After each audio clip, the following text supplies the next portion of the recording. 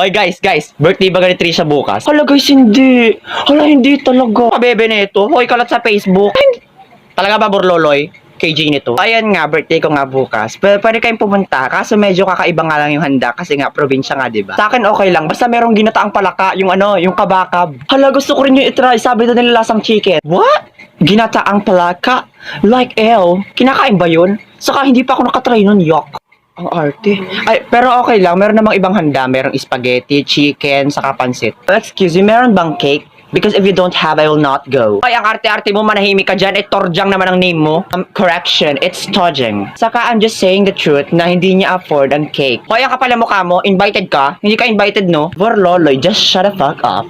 Di ba invited naman ako, Trisha? Well, hindi. Oh, bumpanot. That's my girl, Trisha. Bad bitch. Hindi gaya nung isa dyan. Dirty bitch. Well, wala rin naman akong balak pumunta sa birthday party mo. Kasi pampatay gutom lang naman yung handa mo. Talaga ba? Ay, samantala nga nung birthday mo, may pamulmul ka pa. Tapos sabi mo, magbabayad yung mama mo. Pero ang ending, kami rin yung nagbayad. Tapos sabi nung mama mong kuripot na mukhang ipot.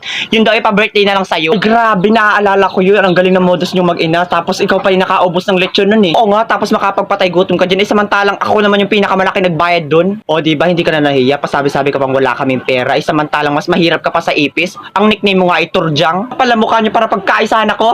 Hindi ako pupunta sa party mo. Hindi ka invited, bobo. Hoy, Turjang, anong ginagawa mo dyan? Di ba sabi ko tapusin mo na yung project mo dun sa agriculture? I don't like agriculture. Napaka-putik. O sige, gugurihan ko na lang yung card mo. Special project mo yun para makapasa ka sa akin. Puro 75 na nga ang grades mo. Arte ka pa dyan. Balusig ka dyan ng pala. Pumunta ka dun. Oh, buti nga. Hoy, bakla.